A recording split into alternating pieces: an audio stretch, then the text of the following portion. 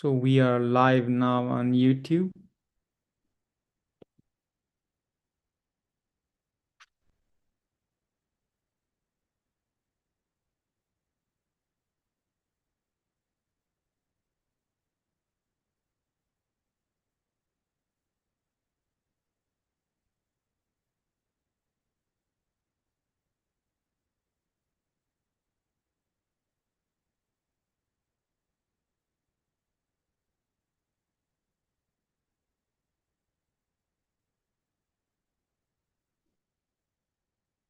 So we are live now on YouTube.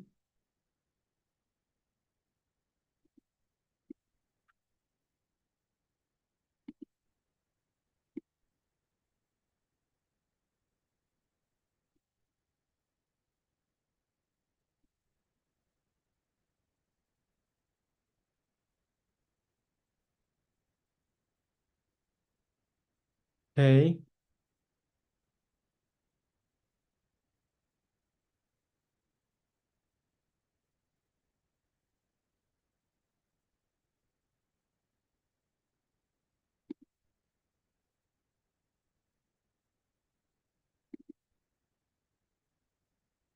Okay, so let's start the session. Good morning, everyone.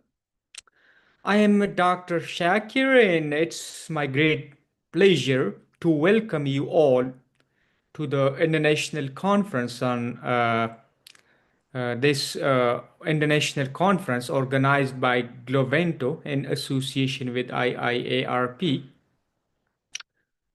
We are fortunate to have such a distinguished group of participants, uh, including many faculty members, students, scholars, presenters, and listeners as well.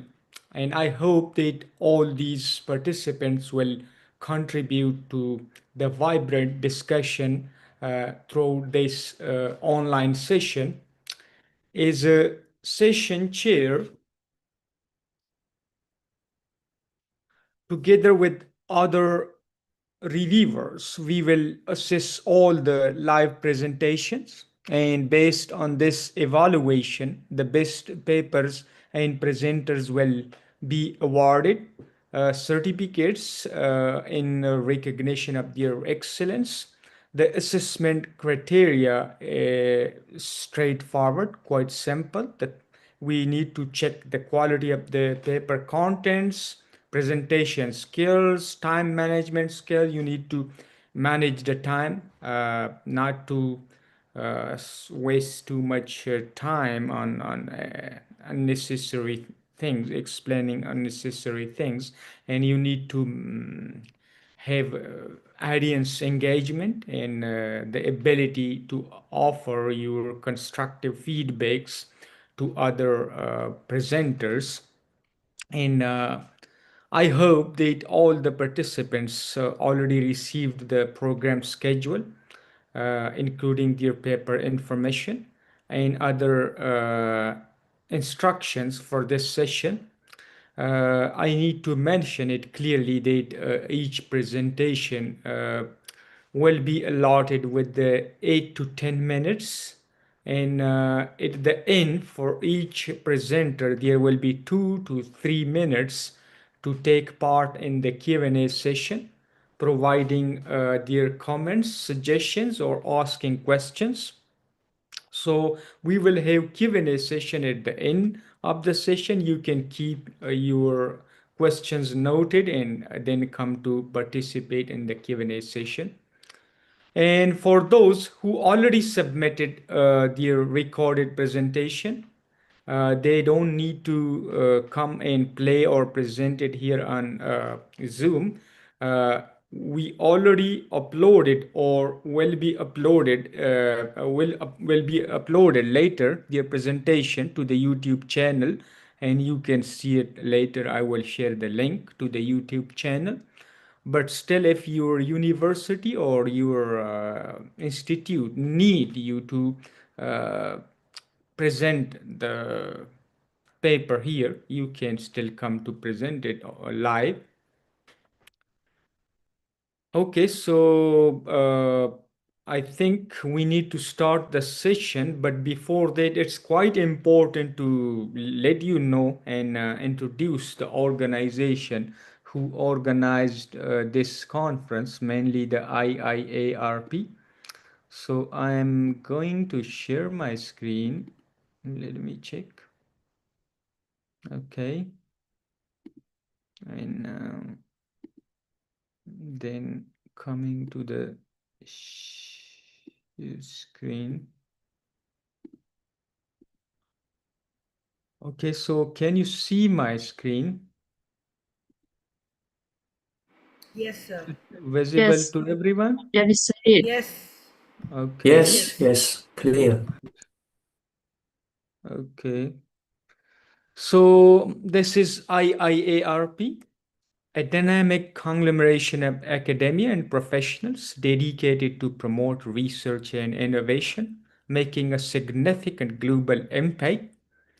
And the primary objective of this organization is to unite researchers and professionals from around the world, fostering an intellectual development and facilitating opportunities for networking and collaboration.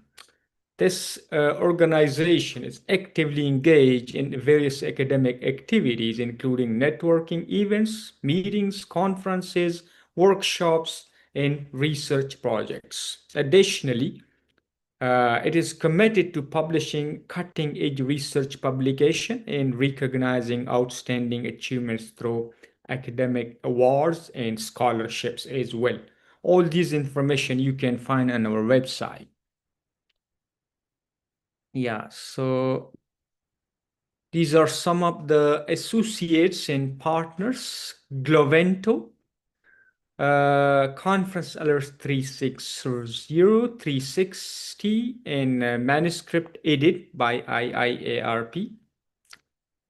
So basically, what we do, we are involved in world-class networking, connecting scholar with the global community of researchers, other scholars, and industry experts, and involved in international and national conferences. Uh, you can participate in cutting edge discussions and present your work on the global stage. And you can also having the opportunities to share your research finding with the other researchers through international journals and conferences and other activities in different activities organized by this organization or IIARP and Glovento. Okay, so IIARP, as I mentioned, is a renowned organization dedicated to fostering global scientific and academic collaboration with a rich history of organized international and national conferences. IIARP has made significant contributions to different fields of study, and our extensive network span across numerous countries, including Bangladesh, Egypt, India, Indonesia, and many more different countries around the world, and especially the top cities, the top capital cities around the world. Uh, you will have the opportunities for publishing your manuscript and abstract, extended abstract, etc., in different platforms, journals. So first, your abstract will be published in conference abstract proceeding with the DOI number. You can also choose to publish your manuscript in peer review journals, such as indexed by Google Scholar and Dow and different other databases. You can also choose to publish your paper in Scopus in the Web of Science Index journal. And we also provide a comprehensive publication support for editing your manuscript or complete package for submission, from submission to acceptance, and other things. All these things, if you are serious to submit your manuscript, later I can share the publication team contact in email, and you will be guided regarding the submission and all other requirements and how to prepare your manuscript. So later I will share all these things, the information and the team contact information. So here are some requirements, what you need to provide regarding your manuscript and how can you submit your manuscript. All these things uh, will be explained by the publication team. Later, I will share the contact. These are some of the examples of the previous publication done by IIARP for the conference participants in different areas and in different journals, including Scopus Q1 and Web of Science Index journals. These are some of the glimpses from previous in-person conferences in different countries. These are the online conferences. And one important thing, you can like explore more about our previous activities by visiting our website www.iiarp.org, and you can explore all the information you need for conferences, workshops, scholarships, and many other things. I need to mention one important thing, that in order to be environmental friendly, we will send all the certificates and the conference proceeding to your email, uh, and we will not send any printed copies of these things. So I hope that you support this idea, IIARP. And yes, thank you so much. That's all from my side regarding IIARP. Is I mentioned the website www.iiarp.org. You can visit the website to explore more about IIARP and Glovento. Okay, so that's all from my side, and now I need to check how many participants are here. I think some participants still didn't rename their names with the last three digits of your paper ID. So please copy the last three digits of your paper ID and paste it here together with your name on the screen, that we may at least know you are available or not. And now we are coming to the program schedule, and I will call the paper ID in your name, and you can come to present your paper. But please keep in mind that for each presentation, you have just 8 to 10 minutes. Please conclude it within this time frame.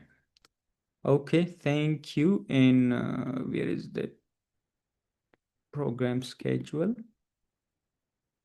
Okay, so the first paper we have here, I have on the program schedule, is 202, and the authors of this paper is Ponornong Sudasnana Ayudhya. Sorry if I'm mispronouncing your name. Are you available? I will just focus on the paper ID 22, because many names are not very easy for me to pronounce well. So I will just mention the paper ID and you can come to present your paper. 202.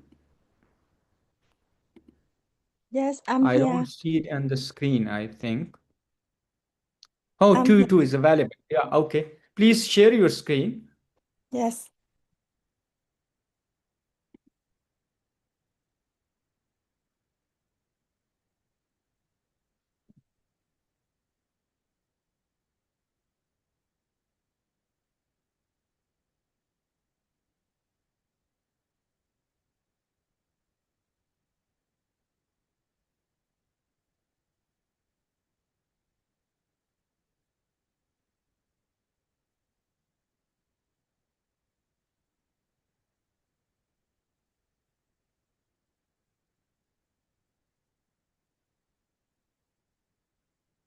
for my presentation, the title is about the research, the skill for observing linguistic information in the on voice to prevent online voice using a knowledge kit for the elderly.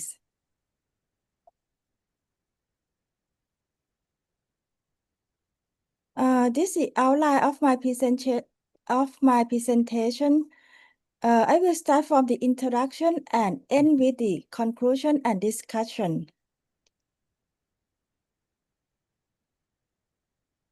For the background of the study, the importance of the study, we focus on the development of the digital literacy, particularly targeting skill in detecting linguistic cue of online deception in the elderly or the older adult. The objective, there are two objectives. The first one is to develop a knowledge modules for detecting linguistic cue of online deception that is appropriate for older adults. And the second one is to enhance older adult skill in identifying linguistic indicators of online deception through the use of the developed knowledge modules. For the research methodologies, the sample group consists of 80 older adults who participate in senior school programs are located in the central regions of Thailand. So the research process, the first one is a focus group discussion for the data analysis and synthesis that the participants include the representative from the executive committee of the elderly school, teacher representative of the elderly age over 60, with experience in receiving deceptive online information. And the second one is the development of the knowledge set and quality assessment. And the third one is the management of the knowledge set. And the first is the creation of the management guideline to use in the older school. And the last one is the implementation of the guideline. For the research instrument, it consists of the learning modules that consist of this component. The first one, they have to study about observing language uses, identifying, recognizing, detecting, and examining that we use the example from the deceptive information. The research results we show about the knowledge set that consists of 5 weeks because we will implement them in the elderly school for 5 weeks. For the knowledge set, each week will consist of the content for each training section because we have the practical training section and the activity for each section and the evaluation or observation.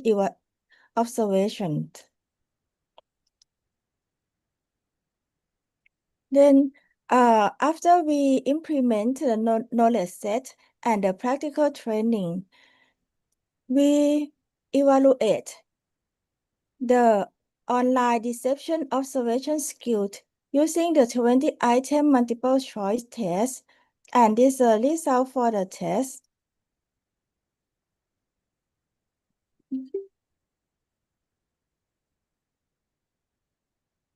And then we evaluate the learning behavior of the student, the older adult, during the study that were observed using a behavior observation forms that is a rating skill from most that rate as 5 and 2 less rate as 1. And the highest and its length from the highest to the lowest score. The highest is the exhaustiveness behaviors, and the last one is a participation in the group activities. For the conclusion and discussion, the study highlights the importance of developing a knowledge management process to transfer the benefit of the program to the elderly school or club in the different area. And also it's recommend to develop that the staff within the school or the organization to be able to implement the learning activity using the developed knowledge set.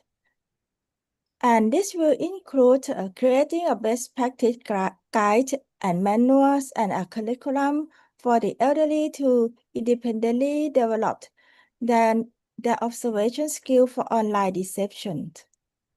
This is the end of my presentation. Okay, thank you so much for sharing your research and findings.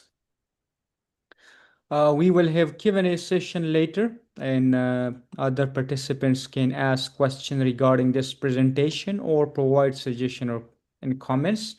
So we will move to the next presenter, and you need to stop sharing your screen. We'll do that for you.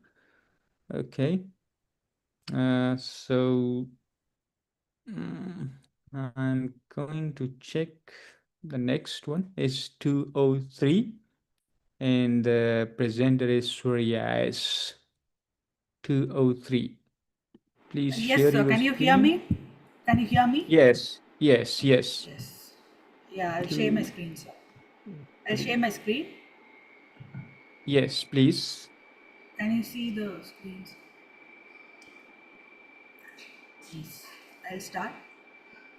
Respected Yes. chairpersons, distinguished delegates, fellow scholars and colleagues, it is my privilege to address this gathering on a subject at intersection of law, neuroscience and traditional Indian medicine, the urgent need for genetics, legal framework for mental health care in India. Mental health in India today is not only a medical challenge but also a legal and ethical concern. The Mental Healthcare Act of India was a progressive milestone, but it focuses primarily on severe illness and leaves stress, trauma, and psychological imbalance largely unaddressed. My research argues that by integrating neurogenetics with Ayurveda's Achara Rasayana, we can fill this gap, prevent suffering, and build a more resilient legal framework.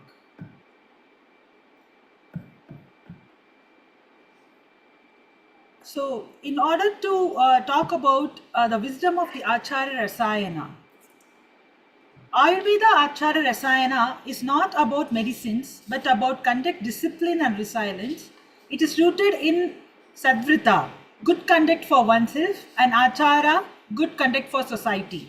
Classical texts like Shishruta Samhita reminded us the slogan Samdosha Samgrishcha Samado Malakriya Prasanna Atmo Indriya Manas Vasta Iti Abhyatyate.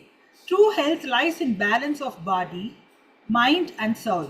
Psychological practices like tapa, discipline, japa, chanting, and prashantam, calmness, and ethical virtues like truthfulness, practice, humility, and compassion were recognized as essential for preventing imbalance.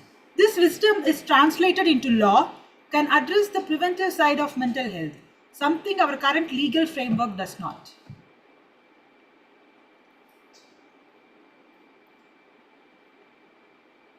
Some of the major neurogenetics and mental health on the society, the scientific side. Neurogenetic explores how specific genes affect behavior and stress response. So, in order to consider some of the genes like 5-HTTLPR, SLC6A4, BDNF, MAOA, and ApoE have been linked to depression, anxiety, and suicide risk. So in order to include that genes aspect, we need to work with epigenetics, shows that diet, lifestyle and time influence gene expression and mental resilience. Some of the major aspect of gap that has been identified in our research in Indian mental health law includes that it does not define psychological imbalance. It overlooks preventative frameworks like Achara Rasayana. It does not integrate genetic predisposition into law or policy. It sidelines traditional non-medication approaches that can prevent escalation. Thus, stress, workplace burnout, and common depression remain largely invisible in eyes of law.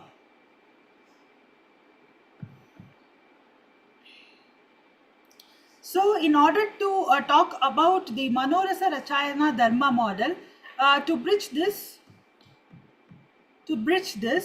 our research proposes the Achara Rasayana Dharma Sasvastrita model. This model shows how negative gunas, anger, ego, violence, unhealthy habits can be transformed into calmness, compassion, discipline, and rationality through Achara Rasayana. Practical methods include Prashantam, calmness techniques, Japatyatam, regular chanting or meditation, Dheeraj, patience training, Saucha, cleanliness of discipline, Adhyattama, spiritual awareness. When combined with neurogenetic screening for stress-linked genes, this model allows early identification and intervention, especially in schools and workplaces. Some of the major cases that can relate to this type of psychological imbalance legal aspect that has been missing in our Indian law includes Kerala High Court, which has happened as a student suicide case. A neurogenetical psychological framework could have identified stress risk early, enabling counseling and preventive care. The second case includes the Bombay High Court 2024, police constable suicide. If a neurogenetic profile and Achara Rasayana interventions were made, early signs of stress and aggression could have been addressed primitively to prevent this tragedy. These cases shows that law without prevention reacts only after loss of life. We must instead design laws that prevent such loss. So some of the major proposed neurogenetic legal framework that concentrates only on recognition of psychological imbalance as a legal category, right to neurocognitive integrity, protection of mental privacy, free will and identity, mandatory neurogenetic screening for stress-risk genes in high-pressure sectors, integration of Achara Rasayana practices, mediation, ethical conducting training, meditation, lifestyle guidance into organizational policies, workplace wellness laws requiring companies to establish preventative, psychological and Ayurvedic support gain. So some of the policy recommendation in the statement of conclusion, I could state that amend the Mental Health Care Act to recognize neurogenetics, establish Ayurvedic psychogenetic counselors in school, corporates and public services, promote employee wellness policies rooted in Siddha frameworks, safety, equity, tranquility, humanity and awareness, fund government support centers for preventive care, blending genetic testing with Ayurvedic lifestyle counseling. So this could make me to come to the conclusion of my presentation. Thank you for this opportunity. Thank you so much for sharing your research findings. Please continue to present the 205. That's also from your team researcher. So please continue to present this paper as well. Sir, the title of the paper is this or this. Anything? Can you see the screen? Yes, please go ahead. Shall I start? I will start. Good morning, delegates. The title of my research paper is The Neurocognitive and Resilience Legal Framework for Mental Health Care in India.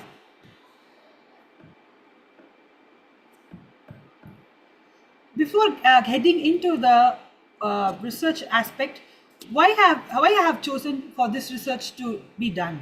The main aim of my research here is Indian Mental Healthcare Act of 2017 was a progressive step guaranteeing rights and access to treatment for persons with mental illness. But here lies the gap.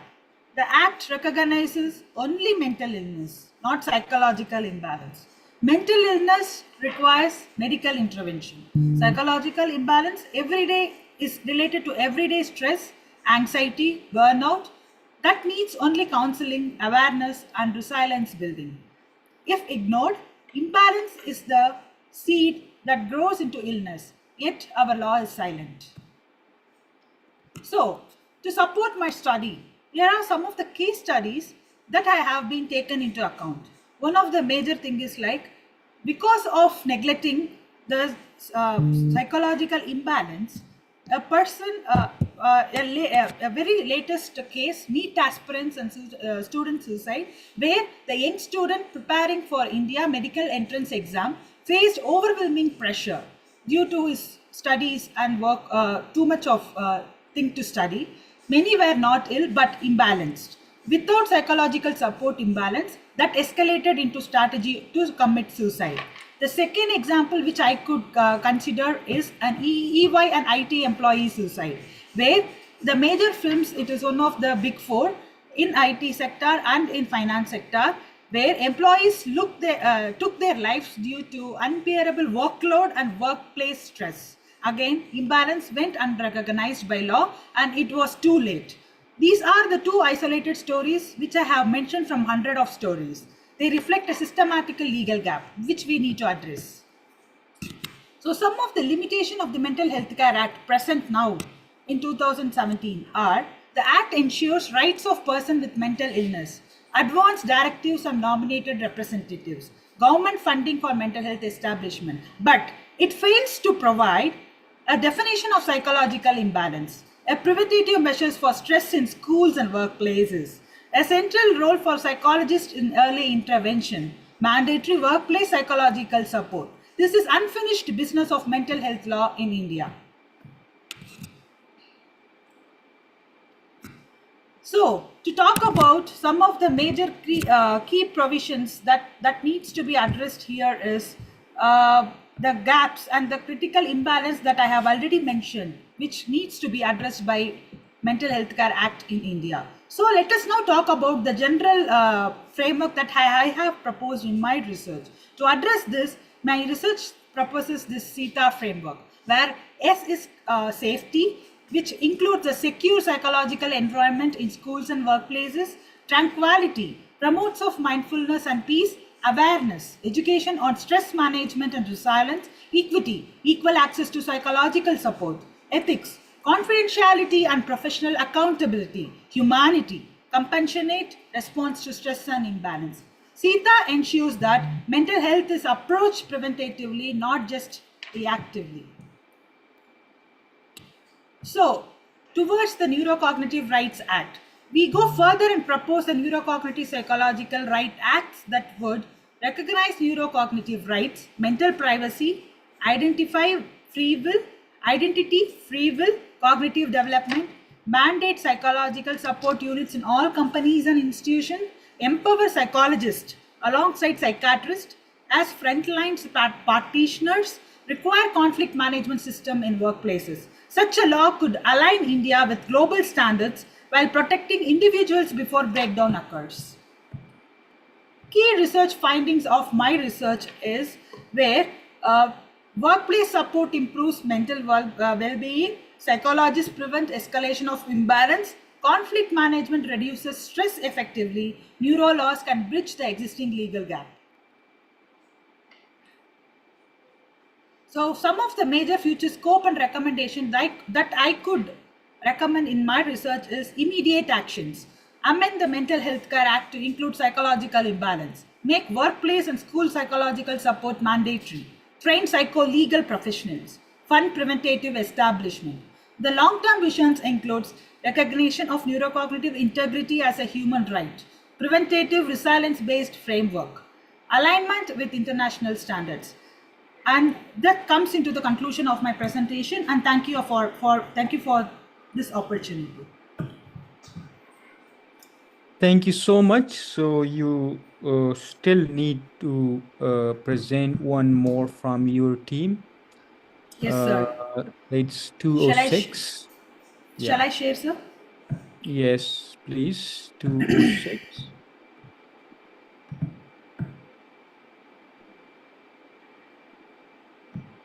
Yes.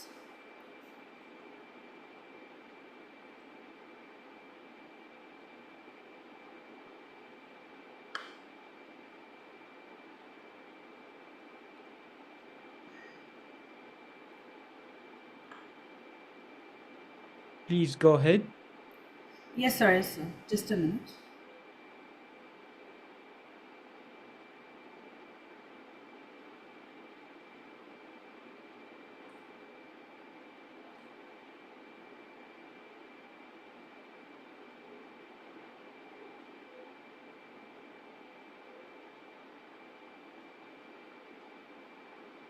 The comparative study.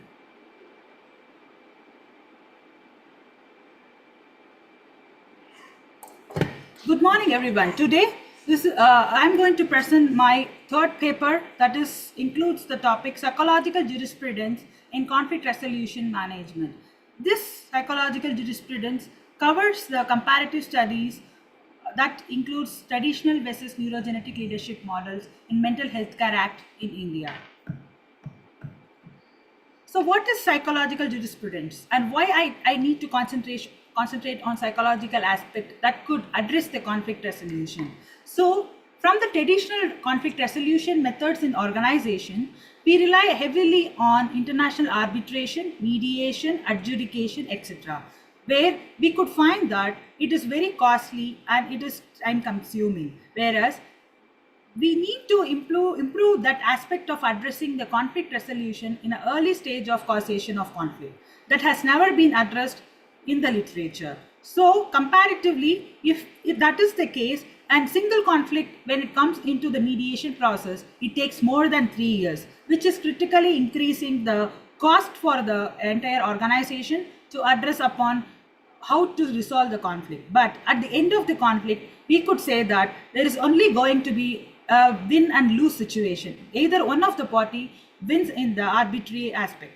So in my research, I am going to concentrate more on how to work with the organizational leadership models in both aspect of traditional and advanced neurogenetic aspect that led me to create a Sita framework that mainly identifies the root causes of the conflicts, and various strategic methodology of neurogenetic has been adopted in order to address those conflicts with the help of a lawyer and a psychologist within the organization. So, what are all the current aspect of gap which has been identified in the literature? We have arbitration challenges that includes the three main factors of negative connotations. That is time delays in resolving conflict, financial constraints for the organization, and there is only a single winner. The missing human factor is one of the major drawback that we need to address, because as we all know, the conflicts has been caused by us and not by the people or the materials, but it is caused by our emotions. So people involved in the conflict resolution process have never been addressed or never been considered as a tool which need to be which can be enhanced with other human only. So alternate dispute resolution gap is like, from the data and statistics from the literature, we could see that 25.2% of company prefer alternate dispute resolution method in order to resolve the conflict. But there is no focus that has been concentrated to prevent the conflict in very early stage in the root causation of the conflict. And there is no methodology or a framework that has been entitled till today in any of the literatures in order to address it in the preventative stage, where we could insist on a slogan: prevention is always better than cure. So my research methodology in this paper includes a qualitative analysis, secondary data resources, and an interview question in the terms of quantitative analysis. So this method focus to collect all the details from the literature through journals, books, libraries, etc. And some of the major newspapers have also been considered, and case analysis have also been done in order to address the leadership dynamics that has occurred in the literature. And the primary part of my research is to conduct an interview with the experts that are involved in HR policies, organizational CEO, and some of the conflict management lawyers and advocates who have shared their input and insights in order to address those conflicts and the legal gap that has not been addressed all these days in the literature.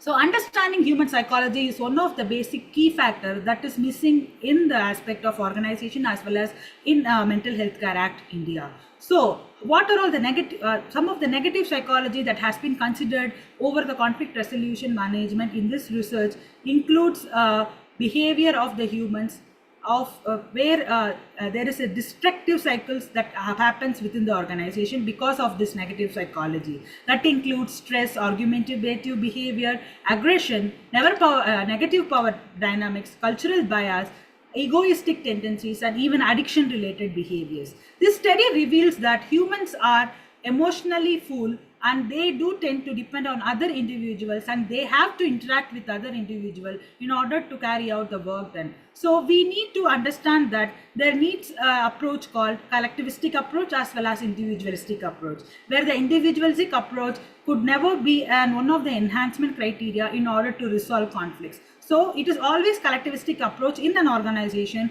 in order to address conflicts and to maintain a healthy communication scenario within their co-workers in order to address those conflicts then and there with the help of a psychologist and a lawyer.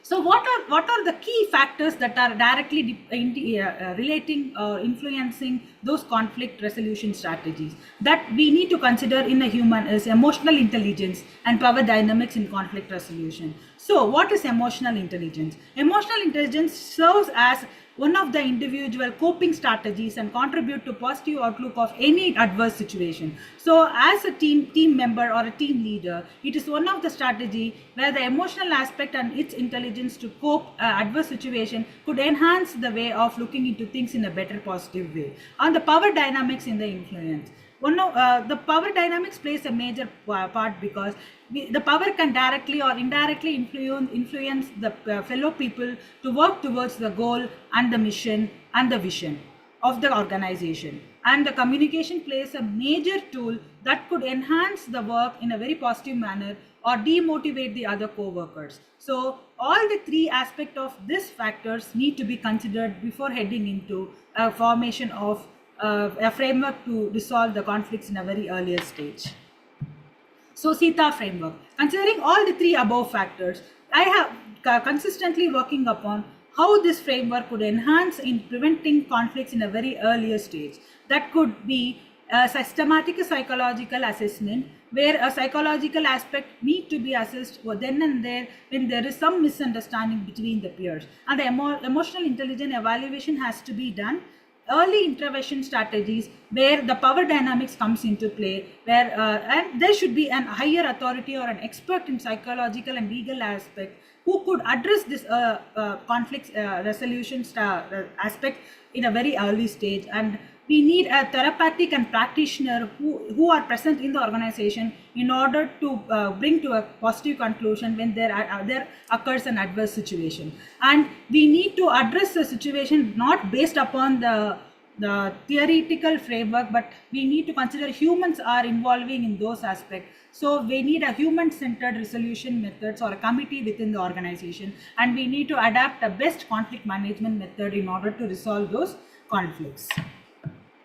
So what is neurogenetic leadership? How we can attain or reach or become a success with the Sita framework? So neurogenetic leadership is nothing but it is all about studying our own genes that are related to our brains. So neurogenetic assessment is one of the major aspects which I could recommend in order to determine the health of the employees in the organization. When a neurogenetic screening has been done, every gene related to the brain has been analyzed in order to address some of the factors that could that the aggressive stress, taruma, and other mental psychological imbalance can be addressed then and there by the the psychologist and a lawyer in order to prevent them into a suicidal thought, or a higher dispute management, or higher stress level could be reduced with certain help of the genome testing report or assessment result. So we could do the cognitive evaluation based upon those reports, and a leadership development model can be done in order to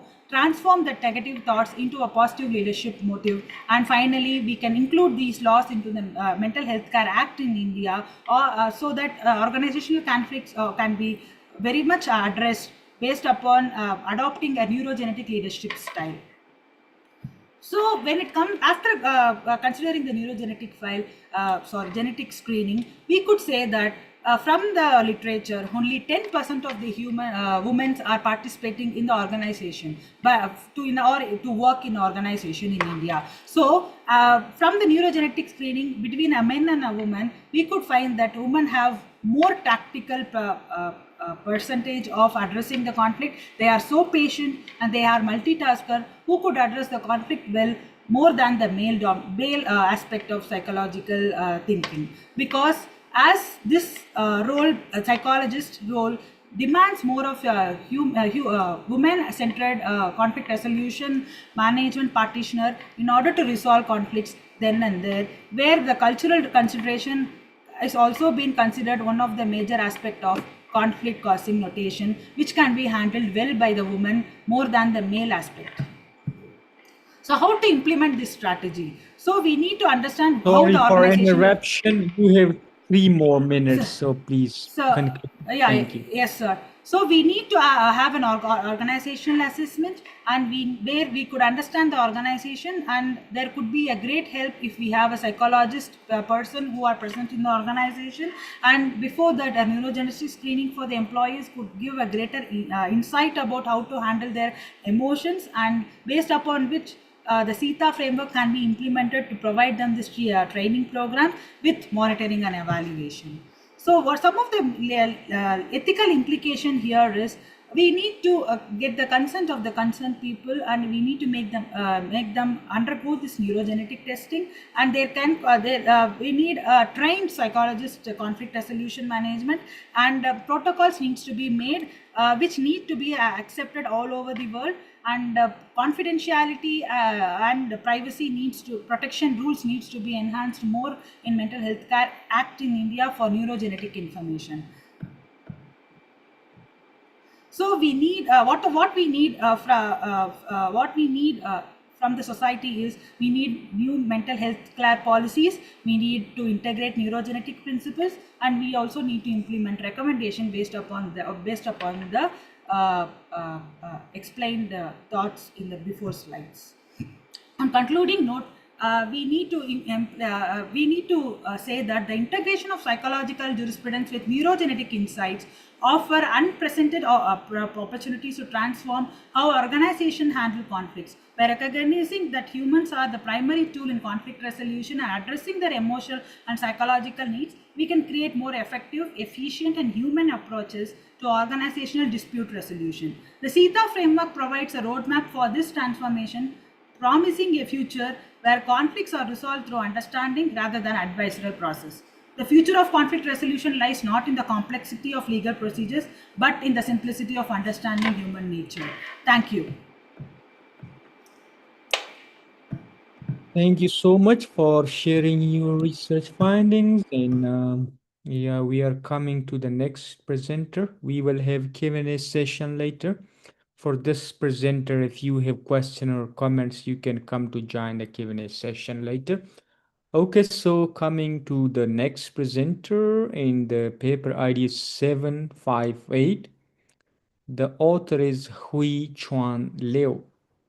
758. 758. Is it available on the screen? No. 758. Okay, so I think is a video presenter. Let me check. It's absent. 758 is absent on The next is 814. Yes.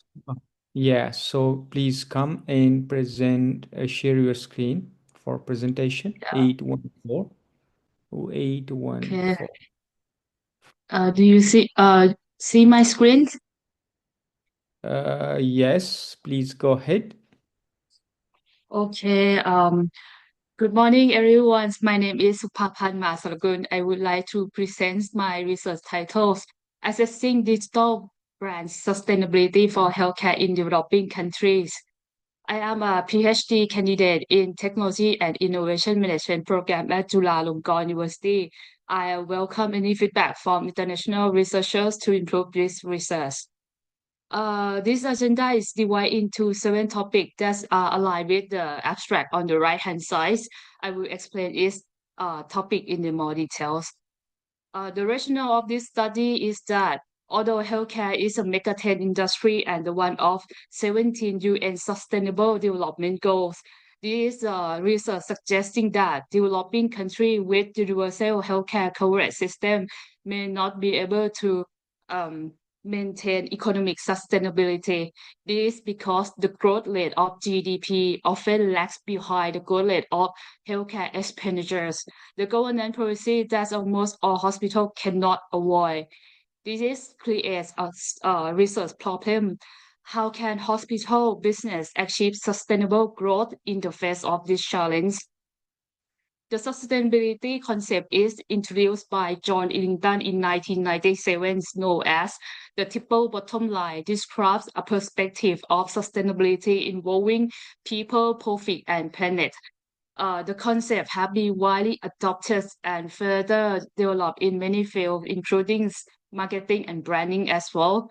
It is evident that if the organization cannot maintain long-term profitability, it will be not achieve economic sustainability. Empirical research have shown that corporate social responsibility or CSR have a significant impact on brand sustainability or BS, particularly from a consumer perspective regarding social and environment. In addition, this finding encourages further study author concept that may moderate the relationship between CSR and brand sustainability for extending and deepening the academic understanding of brand sustainability. Another empirical study defined the concept of CSR in the digital world as digital social responsibility or DSR.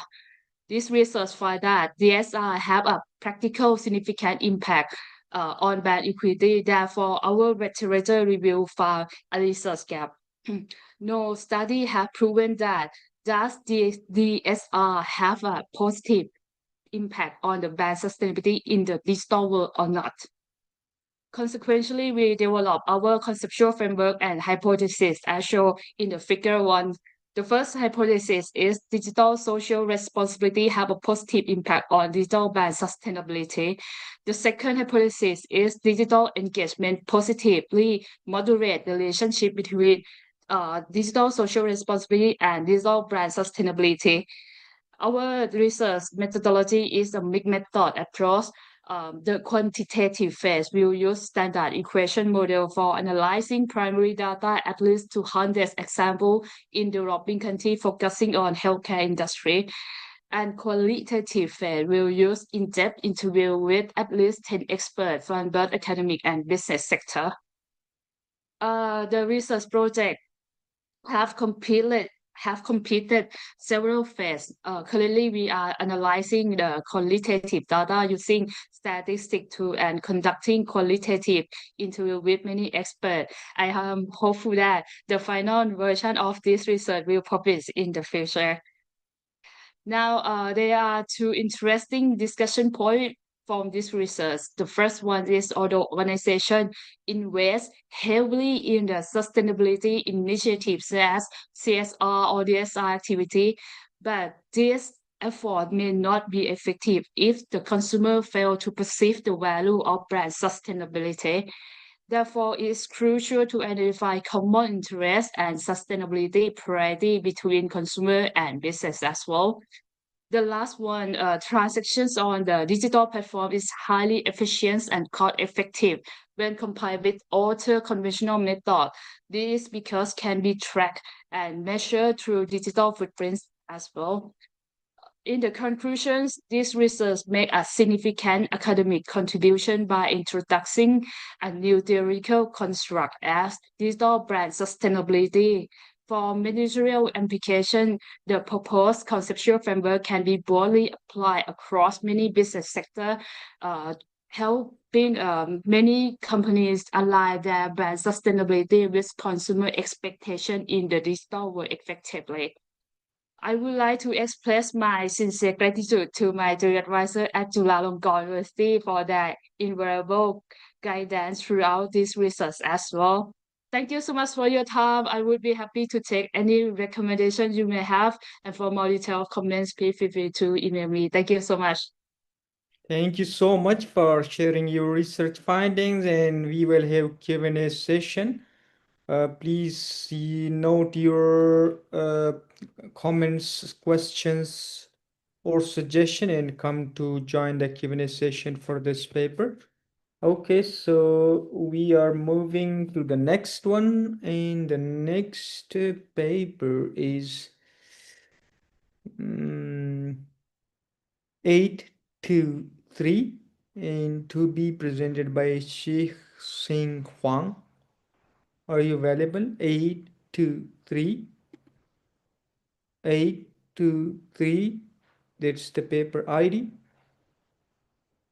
823. It's not available on the screen. 823. Let me mark it as absent. 823. And then the next one is, let me check.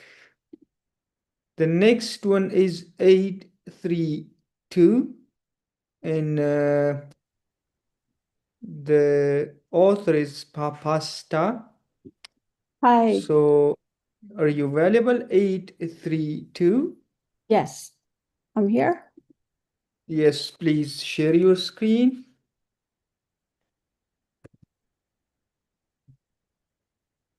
Can you see? Yes. Please go ahead. Okay. I can start now, right? Yes, please.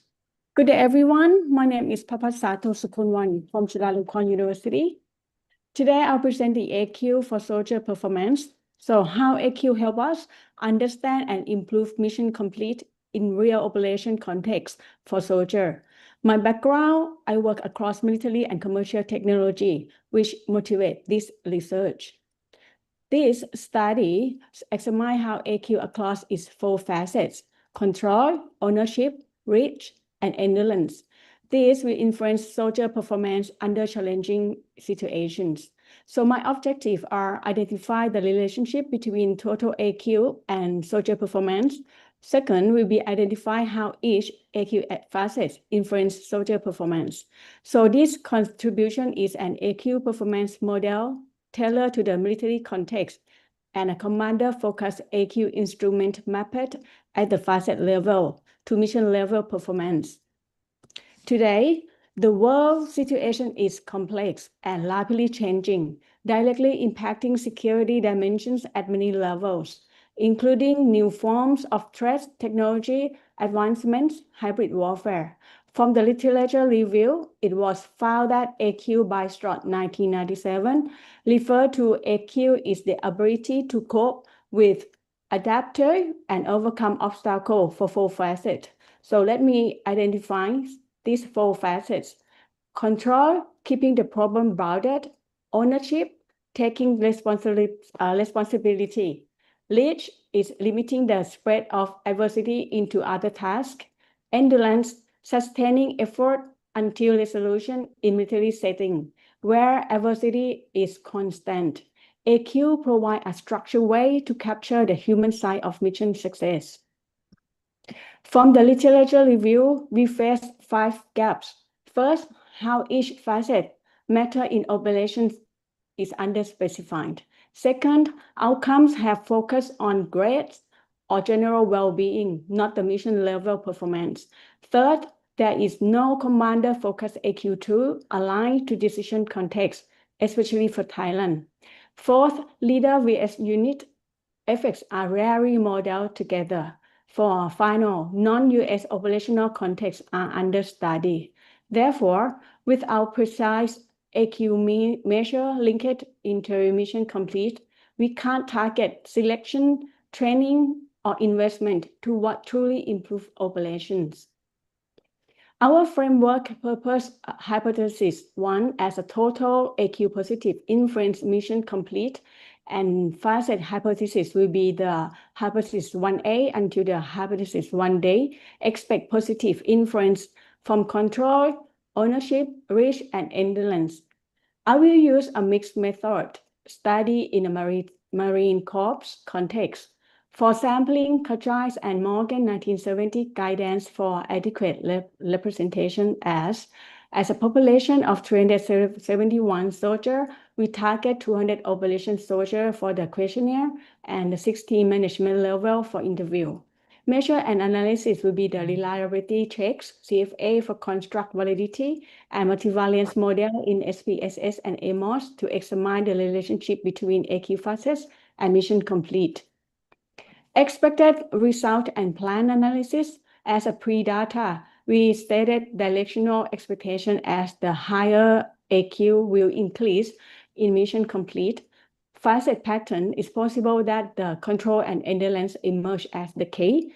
Plan analysis will include the psychometric as the internal consistency, CFA, and where the feasibility.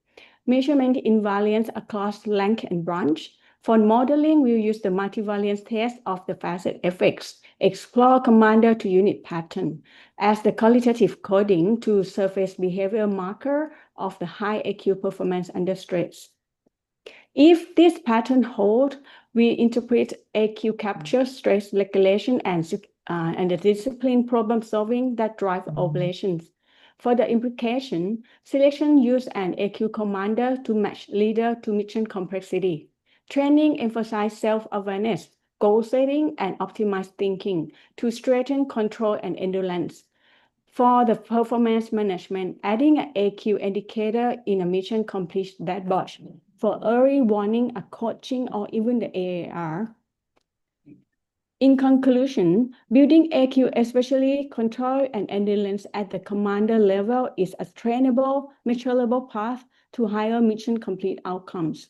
The value will be clear guidance for selection, training focus, and readiness dashboards as a practical step to improve mission success. Thank you for the opportunity and my appreciation to our advisors and military partners, our ethics board, and friends supporting this work. Now I'm happy to take your questions. Thank you so much for sharing your research findings, and we will have Q&A session at the end. The other participants who want to come to participate can ask question or provide suggestion and comments. Okay, so we are moving to the next presenter, and that's 841. 841, are you available? 841. 841. Hello? Yes. 841. Please go ahead. Good. Okay. I title is a student on expand of service information on consumer in the digital e-commerce, a case study of external department store by Junction Way. Which background and location. The goal is retail industry is company's digital transformation. It's O&O. The Shopee is expressing the department store option, introduce service innovation, such as smarter shopping graduate, the serving checkout system, the data-driven membership management, and the digital marketing and campaign to training the market. The rich regional option and the question is student the from our questions. So what are the special event of department store digital service in fashion and the marketing on the consumer service place? How does consumer experiencing made the relationship between digital innovation? The literature review account to both domain and intellectual it literature. Digital transformation is not just a technology upgrade. Here, the COVID-19 is a review 2120 and 2021 and 2022. The ONO to online shop and review up to NT39 be up to department store. With the design and the method, I use SPS to check and for external department store. In the 6 months, I use 14 review to question. This is my research, design, and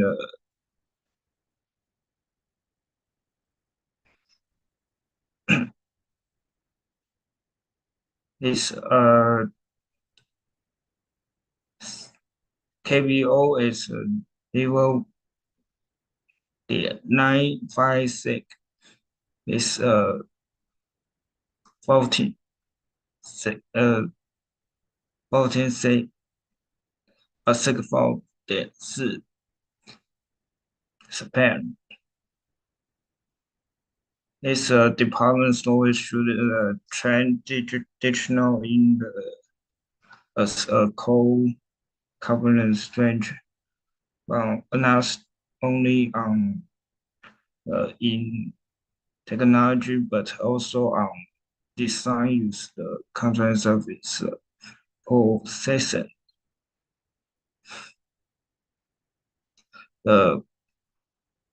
Its student convenient digital service innovation expand to ONO and service check. The distance and the future research. The future research can count expand to other migrant or the retail format to coming the expect or various digital in This is my research. Thank you for listening. Thank you so much for sharing your research findings, and we will have Q&A session later. The other participants can join regarding this paper. And the next presenter, let me check. 837. Okay, thank you so much. Yes. The next one is the 841. 846. Dong Hein San. 846.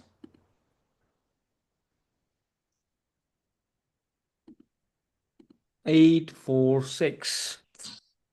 I don't see it on the screen. I think it's absent, or she already sent the video PPT.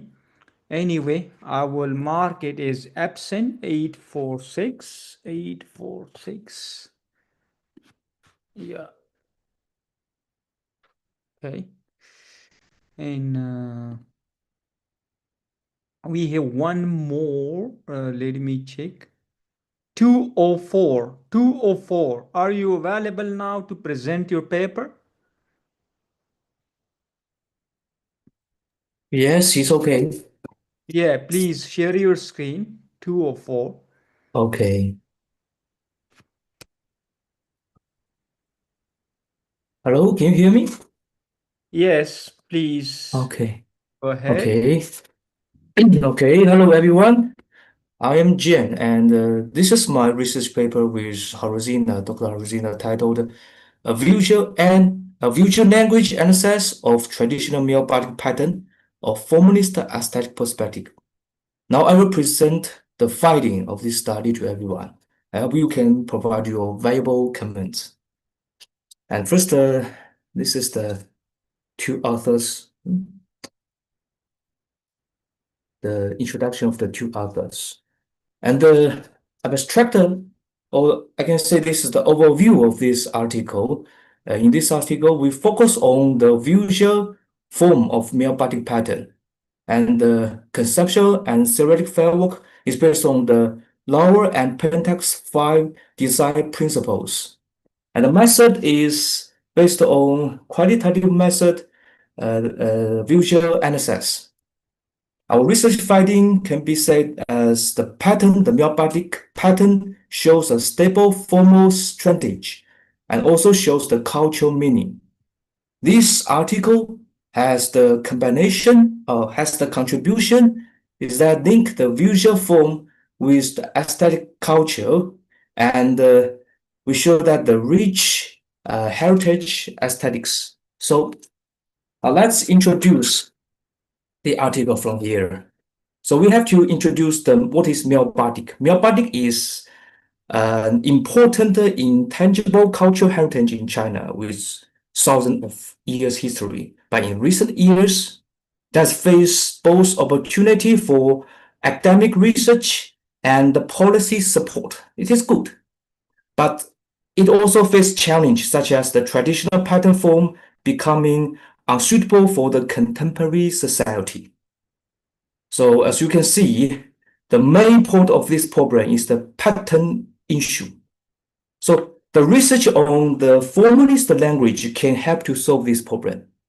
But unfortunately, most existing research emphasizes in the cultural aspect, which is lacking systemic research form of formalist perspective. This is the research gap of the field. So the existing research include a lot of aspects. You can see include the research on aesthetic identify and the symbol meaning, the research on cultural system and perspection, the research on technical and craftsmanship, the research on market and industry, the research on decorative and aesthetic analysis. But there's almost no research on formalist. So we have to bridge this research gap.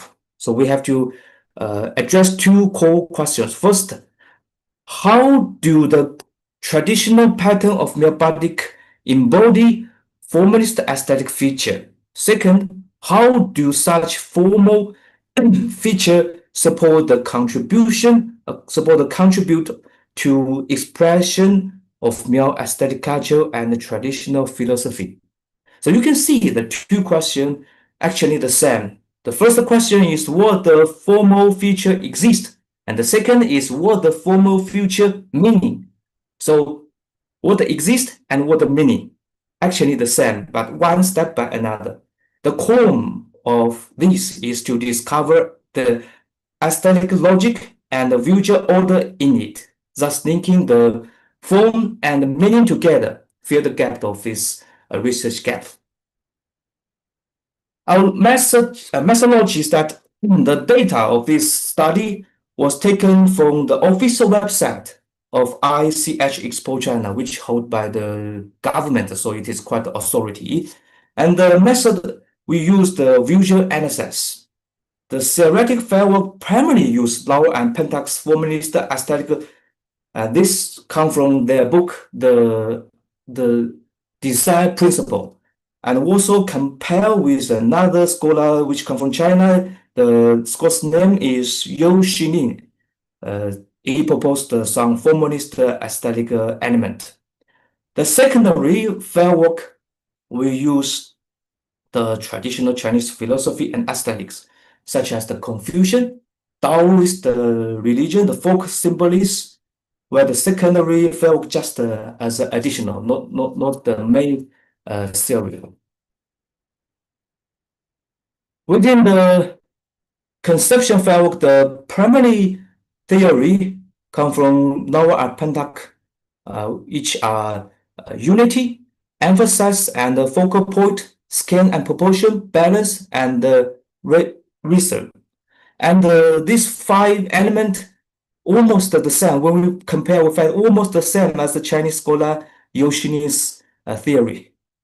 Almost the same, but different translation. I think that's because the truth always the same. And the secondary framework is the traditional philosophy, such as Confucian and Taoist. So the first is the what we can find in the total fight in this article, in this research. We find that the Meopatic painting embody the formalist aesthetic feature, such as use the unified styling composition with unity in compositional logic to achieve unity and diversity, and use the brightness control and light density control to achieve the focal point. Use the main and secondary pattern level plus the black and space density control to achieve the proportion and scale order. Use the scissor to achieve the overall side balance, and use the very delicate line style and occasional cracking to achieve the result. So also we find that they respectively embody the Taoist, such as naturalist, and Confucius, such as order to achieve the traditional Chinese philosophy. So let's find this detail. First is the finding in the variable of unity. Through Meopatic display a great difference in subject matter and scale, but it maintained an unified overall style through the abstraction, systemization, and symbolization. This reflected the Confucius concept of harmony without uniformity. And the second finding is in emphasis and focal point.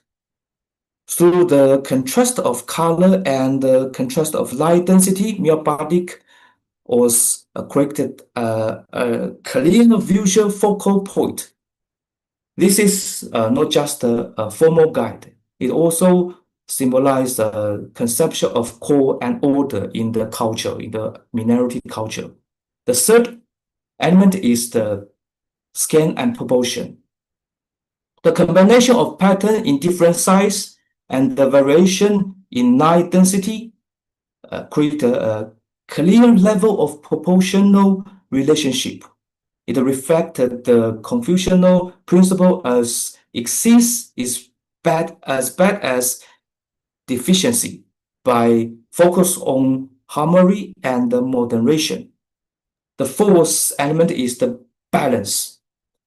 Whether in the single pattern or the combination pattern, the male-bodic all emphasize the symmetry, different kind of symmetries, such as the axial symmetry, radial symmetry, and particle symmetry. This reflects the Miao people's desire of harmony with nature. It in line with a Taoist conception of the order of heaven and the earth. The fifth element is research. The fine, consistent line of Miao body creates a sense of stability, while accidental variations caused by wax cracks during the production process it can create a change. This fusion of order and accident perfectly reflect Zhuangzi's philosophy wisdom, the form of formless and the formlessness of the form. So this is the all of our research. Then we find that this research makes some contribution. This study brings the formalist aesthetic into the research of the minority art via the academic gap. And in terms of the method, this research established an NSS pathway linking formal language and the minority culture. This also provides a model of the research pathway for the cultural heritage aesthetic research. But we also have some limitation. The main limitation is the scopes of the study is so limited, just to focus on few pictures. So in the future, we need to do more field work to fill up or to extend this research. Okay, thank you for everyone. I hope you can give more comments. Thank you. Thank you so much for sharing your research finding. We will come to discuss this topic in the Q&A session. And now I'm moving to the sub-session on technology, and there are a few papers here need to be discussed. So the first here, the paper ID here we're gonna discuss is 817. 817. Are you available? 817. Yes, sir. Okay, Do you hear me? so, please share your screen. 817. It's 53. 817. Please share your screen and go ahead. Yeah, could you see it now? Yeah, please go ahead. Okay.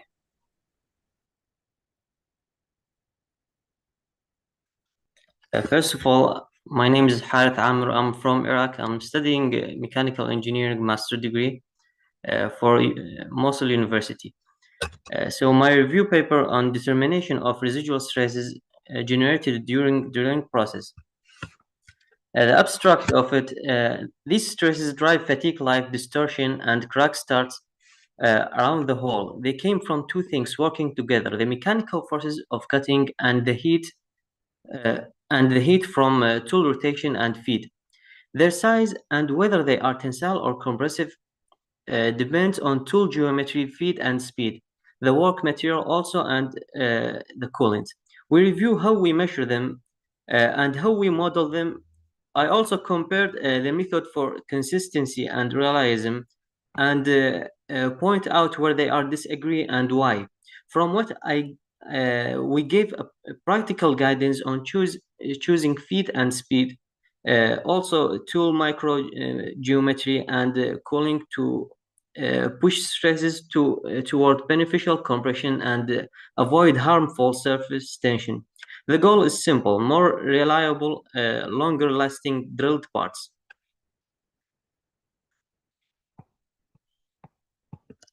For the introductions, residual stresses types, why we care. Residual stresses is locked-in stresses with no external load. Think in three scales. Type 1 micro residual stresses at part scale drives distortion and start crack opening. Type 2 micro residual stresses between grains and faces. It's mismatched effects. Type 3 subgrain around dislocations and defects. For integrity, we aim for surface compressive, avoiding tensile at a hole edge. As you can see, this is the type in the figure.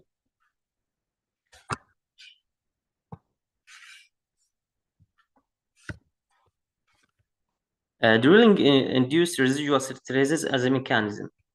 Drilling creates residual stresses mainly from two things: plastic push, high thrust and edge plugging, and heat from friction. The strong push stretched the whole rim. When the load is removed, this leaves tensile stresses at or near the surface. Below the surface, the hotter zone cools down while trapped by the surrounding material, so it ends up as a compressive just under the skin.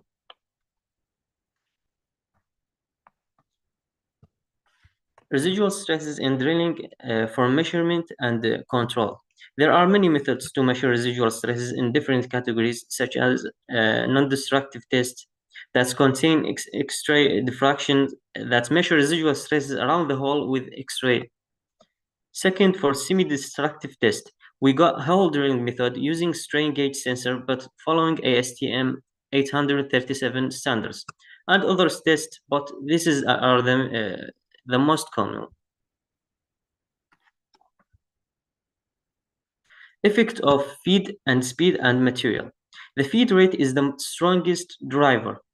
A higher feed raises thrust and plastic deformation, so surface tensile residual stresses usually increase and the affected layer gets deeper. Cutting speed mainly acted through heat, depending on the alloy and cooling. More speed can either raise tensile stresses or sometimes reduce it. Depends on the time and thermal generated during the time. Materials matters too. Heat-sensitive alloys like tungsten and nickel and stainless steels tend to show stronger surface tension than aluminum and mild steel. And you can see the effect of the feed rate and the cutting speed on residual stresses. Cooling, lubrication, and tool geometry impact. Cooling and tool shape both steer the heat and force balance, so they set the residual stresses outcome. Dry cutting usually leaves higher surface tensile stresses. Fluid and minimum quantity lubrication helps, but not that much. Internal coolant helps, but in the higher effect. And cryogenic often shifts the surface fields toward lower tension or mild compression, especially in heat-sensitive sensitive alloys such as tungsten and kaolin and stainless steel. On geometry, a larger each radius increase plugging and heat tends to raise surface tension, while a more positive rake angle lowers force and heat. Point helix angle also mainly affects chip flow and thrust, influencing exit side heating. For the coating, change friction and heat transfer. So treat them as a part of the system. Here's the effect of the material and its properties on the residual stresses. Thickness, geometry, accuracy, and corrections. Thin parts and large diameter comparing to thickness heat and deflects more. So they show steeper residual stresses gradients, more scatter, and often worse surface tensile at the exit. Deep holes raise friction if chips linger. These geometries also raise measurement risk. Plasticity near the relief hole. Sorry for interruption. You have 3 more minutes, so please conclude it. Thank you. Sorry, I didn't hear you. I mean, please conclude it. You have 3 more minutes. Please. Thank you. Oh yeah. I got like the last slide Okay, after thank this. you. Thank you. Yeah. I almost done. Yeah. So magnitude by using geometry specification. Calibrations influence function, applying plasticity correction, ensuring careful alignment and roundness, and using regularized inversion, such as Tikhonov method. Also, always report uncertainty bands and note the valid depth, range, and resolution. For the last slide, practical guidance, key gaps, reliable in situ residual stresses, tracking during drilling, standardized corrections for thin-coated non-standard geometrics, data for stacked additive manufacturing material, and creel maps for geometry and cooling interactions. Practical receipt, keep feed as low as productivity allows, set speed by alloy heat behavior, use internal or cryogenic cooling for heat-sensitive alloys, choose a balance each radius and positive brakes for lower force and heat, maintain clean chip evacuation, and validate with a hole drilling method and X-ray diffraction plus finite element aided corrections, reporting uncertainty and depth limits. Yeah, thank you. This is the resources I mentioned here.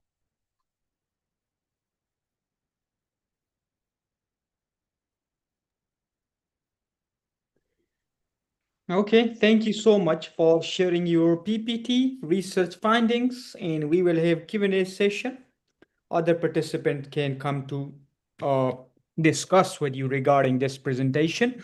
I'm moving to the next presenter, and the paper ID is 821. 821. Are you available? 821. 821. Yes, please. 821. Okay. Share my screen.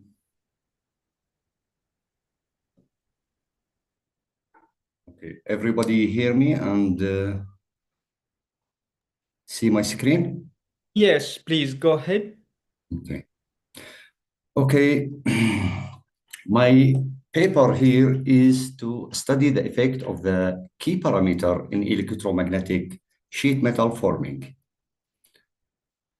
What is sheet metal forming with electromagnetic pulse?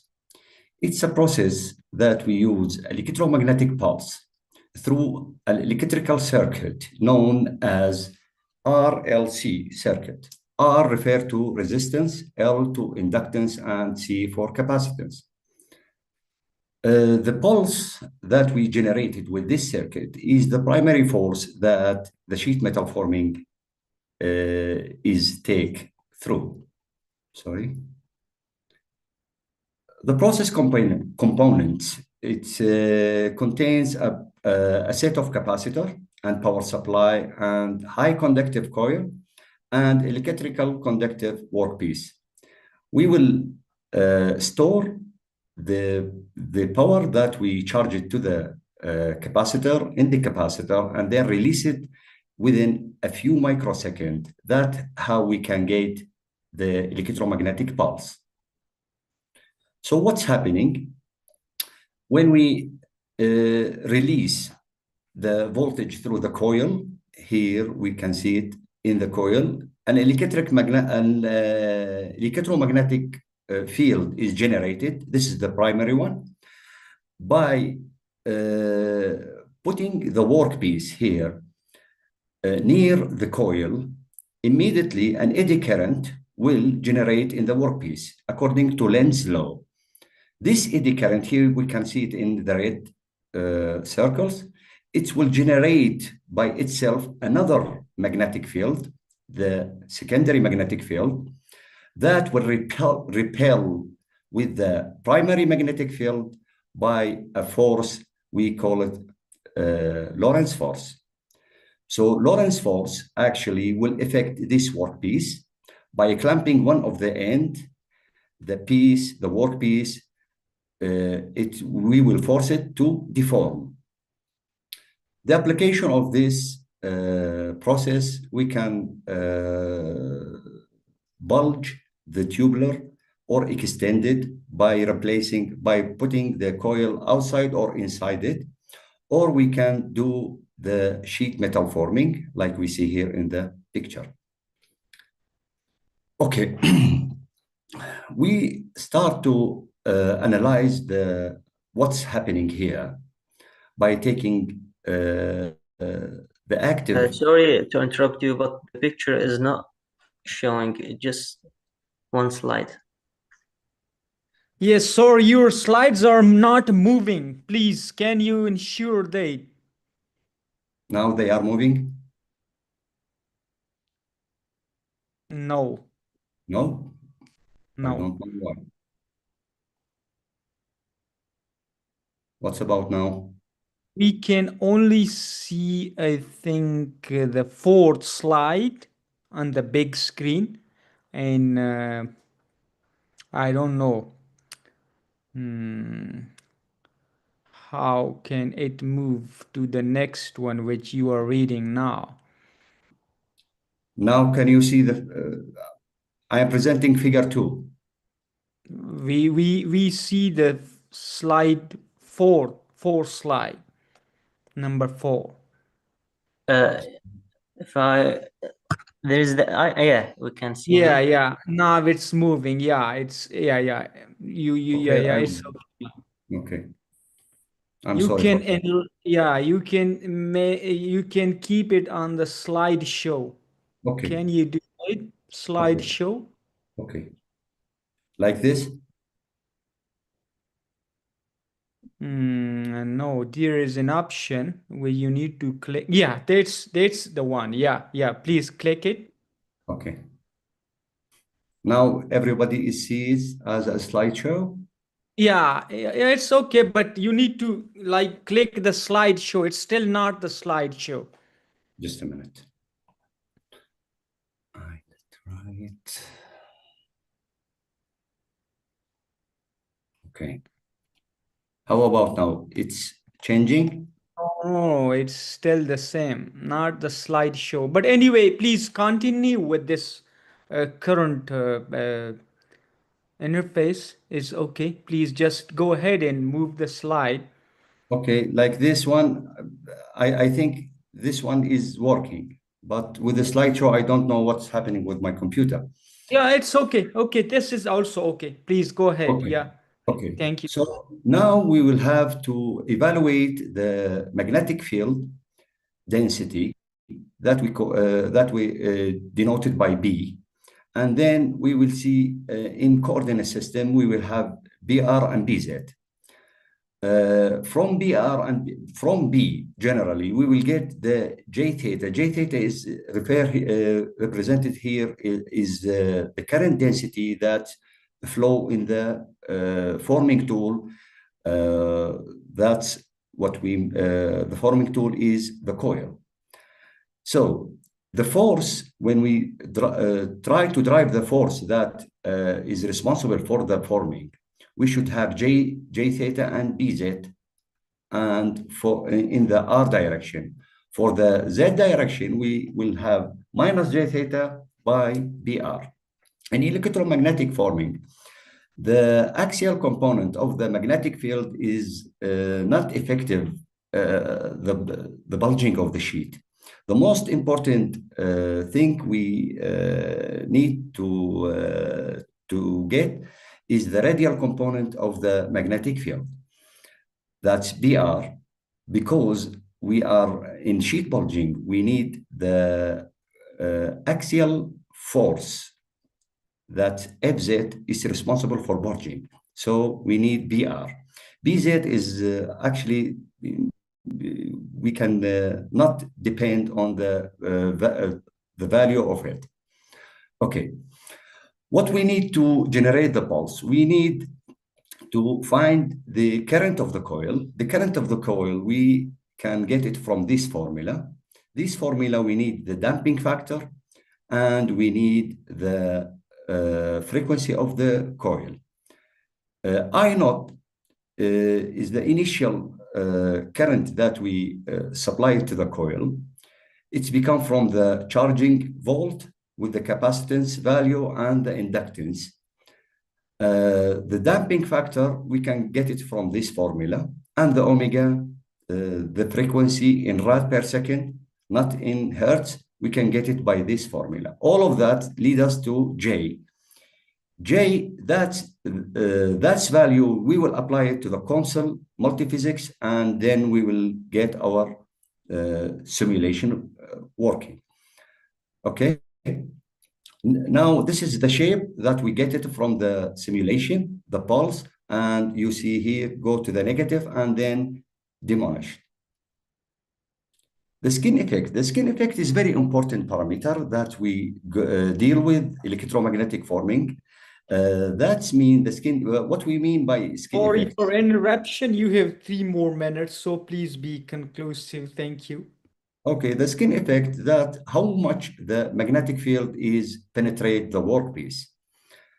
And the simulation, we will divide the problem to electromagnetic problem and to mechanical problem, and then solve each one individual, and then combine it with coupling the two problem in the simulation program itself. This is the parameter that we apply it to the simulation program, and then the parameter we will test it, the voltage, the frequency, and the conductivity of the workpiece, and the workpiece thickness, and the gap between the coil and the workpiece. So this is what's happening in the sheet during the pulse until it's reached the peak of the current. It will depend on the Lorentz force. From where I put my cursor here, the other stage, it's continue with kinetic energy that the workpiece gain it from the fast repelling by two magnetic field. Okay, this is how the forming depth change with changing the volts, and this is how the forming depth change with the frequency, and this is how change with the thickness of the workpiece.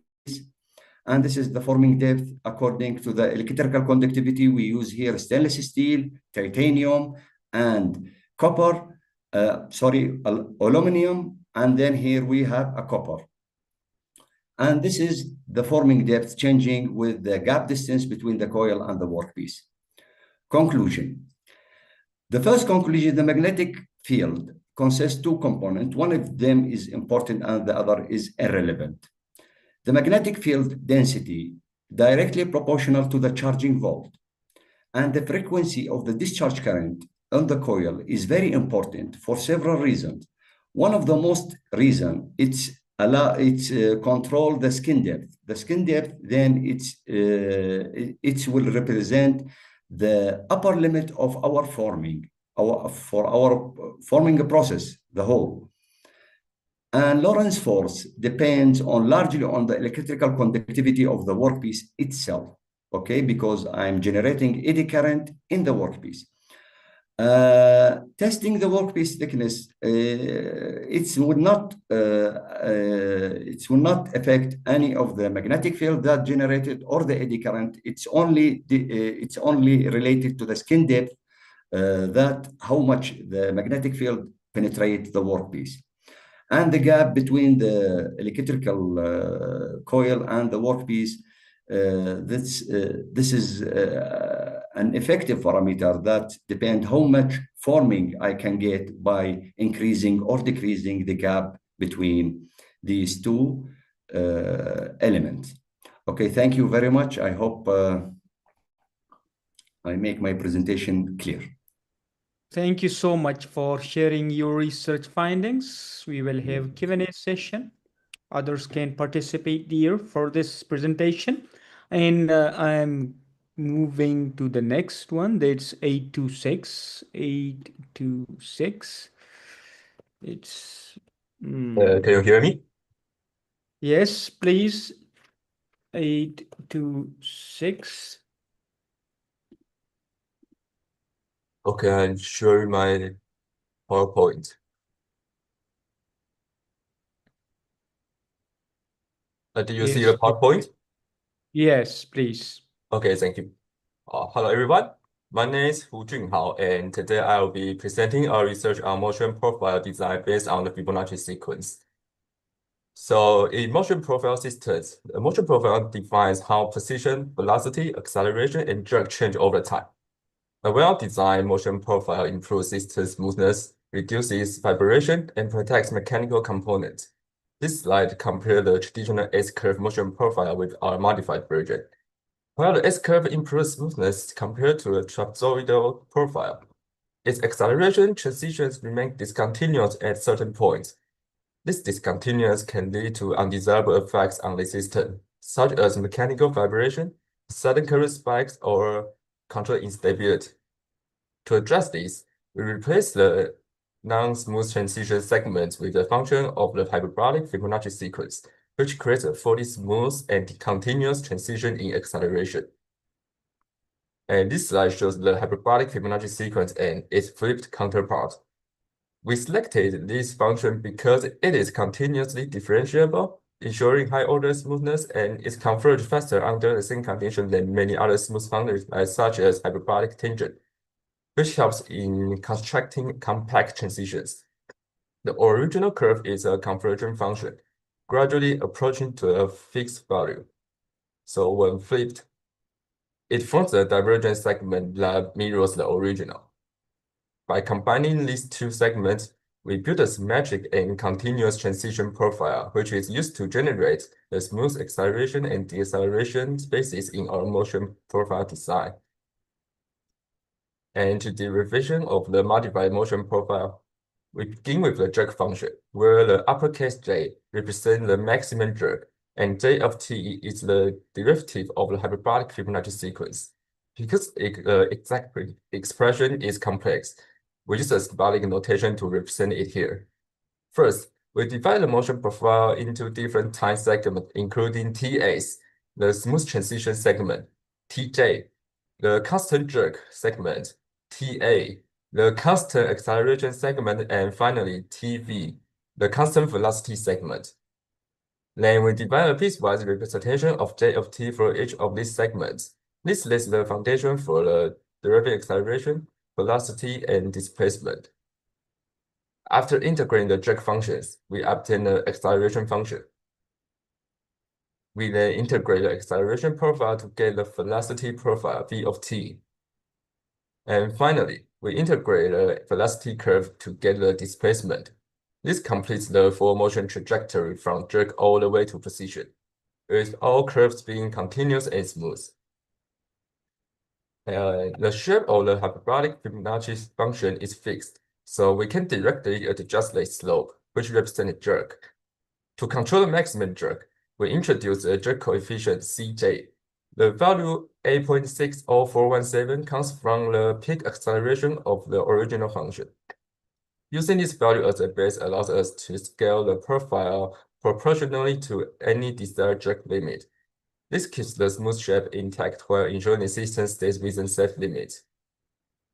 On this slide, I will briefly introduce the 8 possible types of the Fibonacci-based motion profile. The classification depends on whether the motion process reaches 3 system limits, which is maximum jerk, maximum acceleration, and maximum velocity.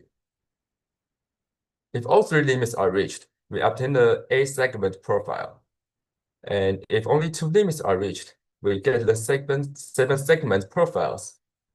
First is type A, is when jerk and acceleration are reached, but not velocity.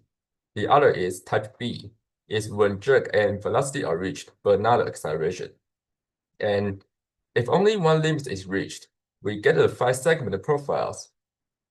Type A, only acceleration is reached, and type B, only velocity is reached. There are also two 6-segment profiles. The first is 6A, only jerk is reached, while acceleration and velocity are not. And 6B, jerk is not reached, but both acceleration and velocity are final. Finally, if none of the limits are reached, we obtain the 4-segment profile. So next, I will move on to the experimental validation, where we see how these profiles perform on the actual motor.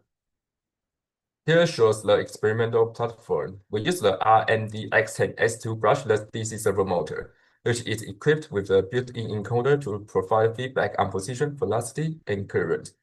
The controller we use is the 10C4.1 microcontroller.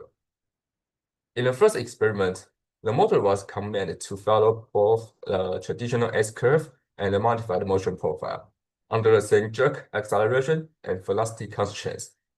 3 different displacements were tested, which is 360 degrees, 720 degrees, and 1080 degrees.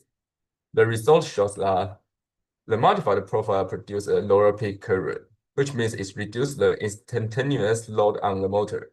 However, its total current consumption was higher, indicating slightly greater energy usage. The motion duration was a little bit longer compared to the S-curve. Under this condition, neither profile exhibit overshoot.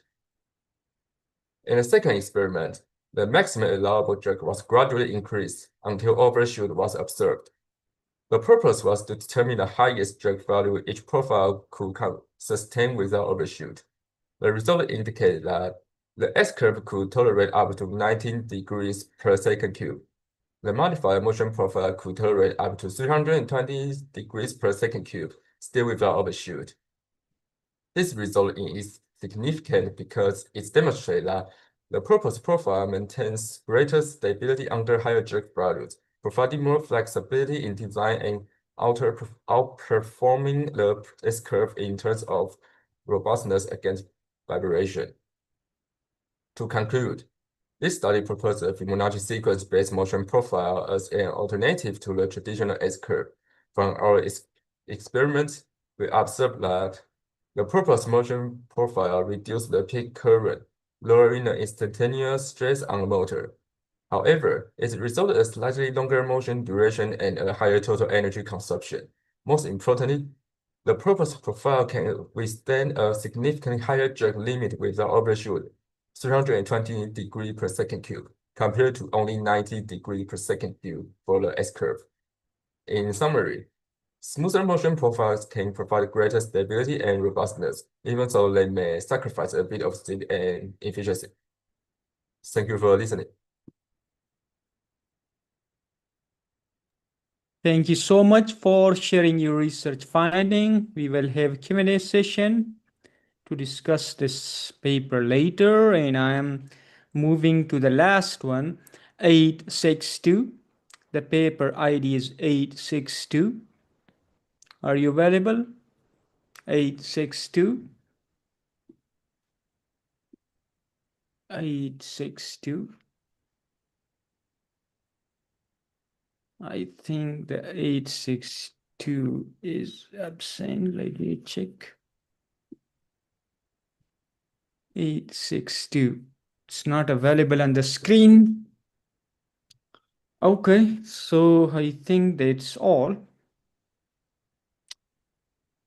All the presenters have presented their papers, and now we are coming to the Q&A session. And for the Q&A, each participant can ask question or provide comments and suggestion within the time duration. That's 2-3 minutes for each participant, and we need not to ask questions that are not in the scope of this session or the paper. So please You can come forward with your questions and suggestion if you have any. Thank you. We are open for the question and answer session. If you have any question. Not for me. Thank you. Okay, so you have any question?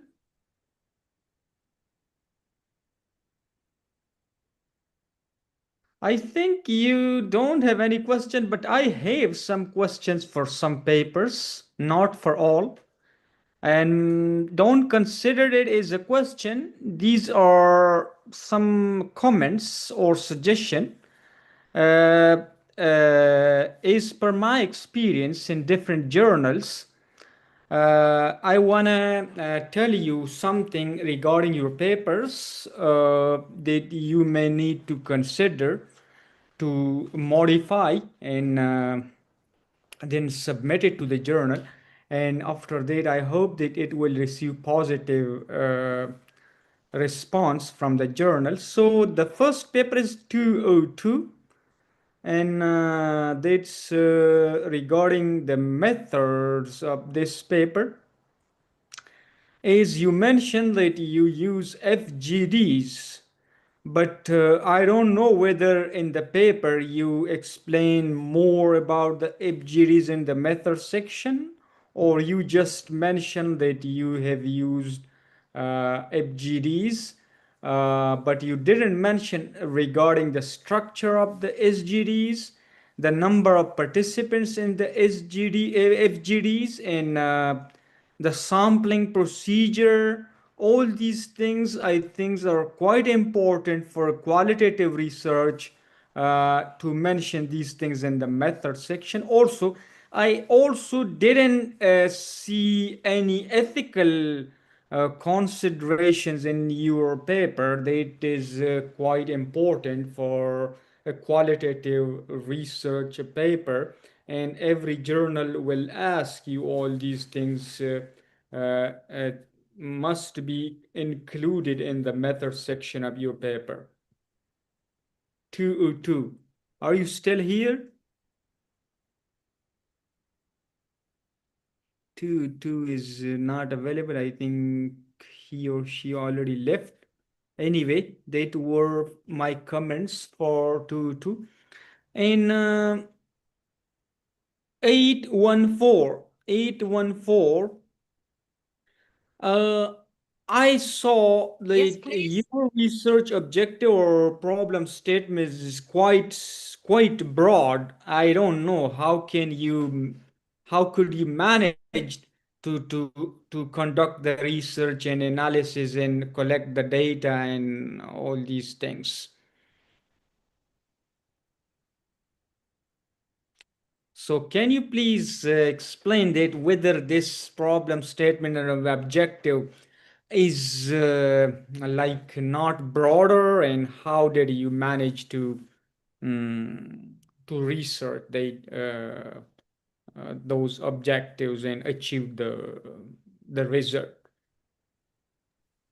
For collecting the data, I will use Google Forms to collect the data for the via digital and using like a snowball technique. Uh-huh. Like send to each authors and collecting the data from who is use service in the hospitals, something like that. Okay, good. I mean that the research objective in the problem statement is quite broad.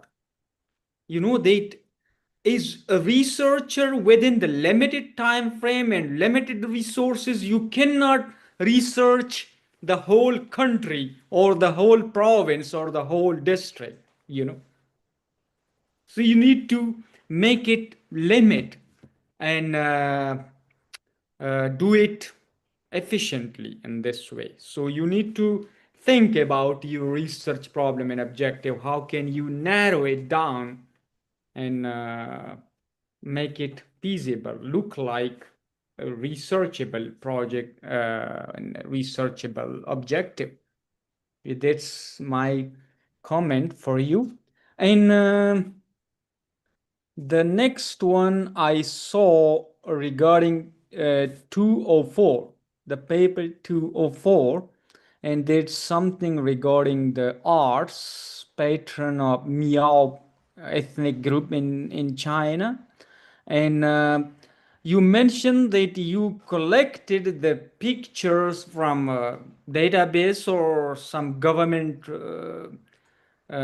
sources, but you know that that's quite a qualitative research study.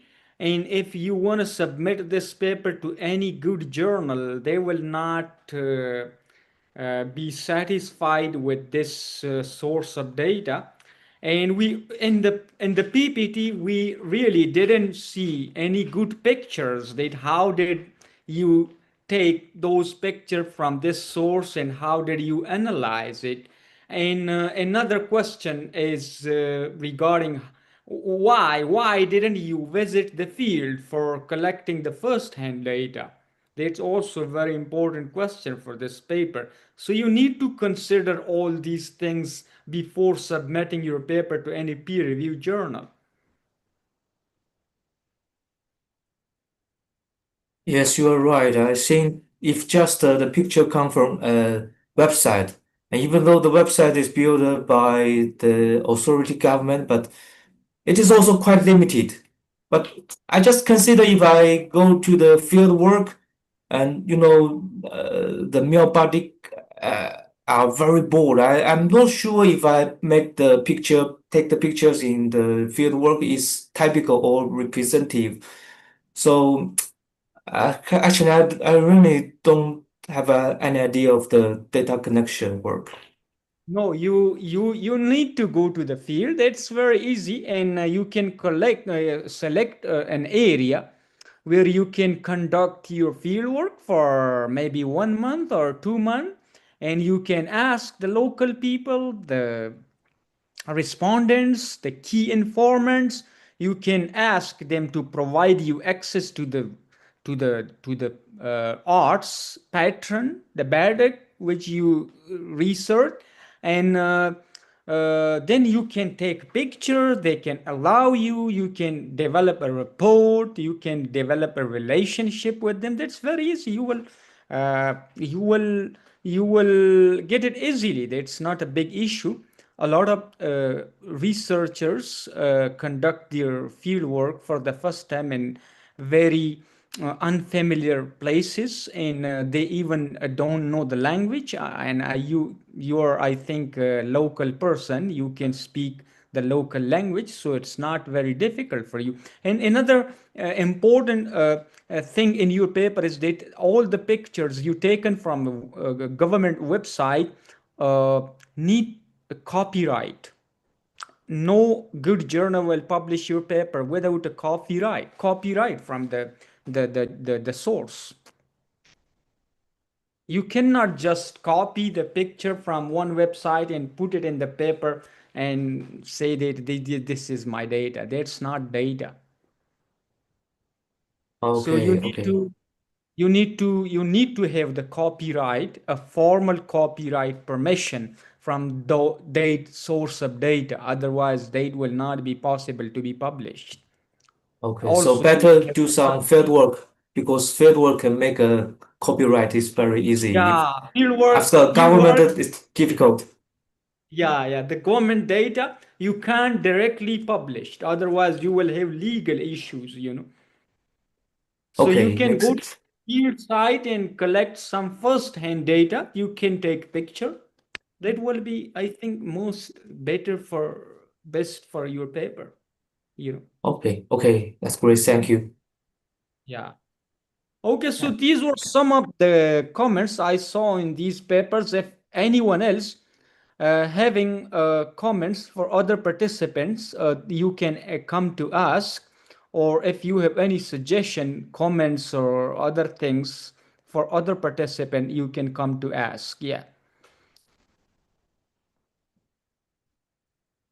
If you don't have any questions or comments for other participants, you can even ask questions from me regarding this conference, regarding the papers publication, regarding other things. Okay, let me make some comments about the time duration that each participant get. 10 minutes, I don't think it's enough to present some short terms in a paper. I think you need to extend the 10 minutes, maybe to 15 or to 20 minutes. And it's also, let's make it a choice that the participant can take the long time or the short time. Make it 10 to 20. I think it will be better. This is my opinion. Thank you so much. Thank you for your suggestion. But basically, the standard format of such conference is not only our organization, many other organizations use this template, this time duration, 8 to 10 minutes, and they can conclude like the main ideas of their research findings. Anyway, we will take your suggestion into consideration. Thank you so much for this valuable suggestion. Thank you, sir. Any other question or comments?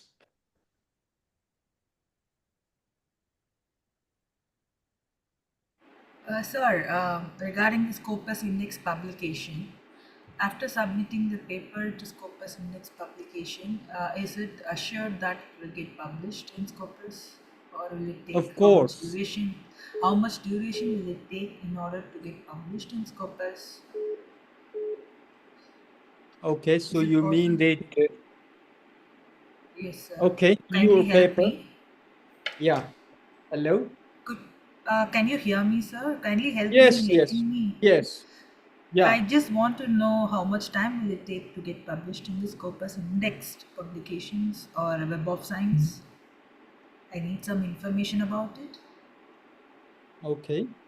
So your paper, you first need to fulfill some requirements, or publication team will guide you how to revise your manuscript with some basic information.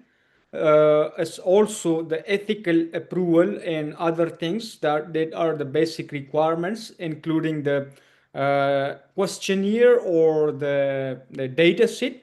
You need to provide all these things. After getting all these things, our team or you by yourself will submit your manuscript to our selected journal. And usually the open access Scopus Index journal take 5 to 6 months. That's the usual time. And in this time you can get the acceptance, and after acceptance your paper will be published within 1 to 2 or 3 weeks. That's the normal duration. Yeah.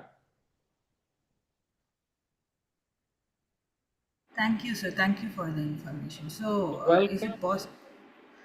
So, if it gets selected, it will get published for sure. Yeah, it will get published for sure. Yeah. Yes, sir. So thank you for the information, sir. Thank you. You're welcome.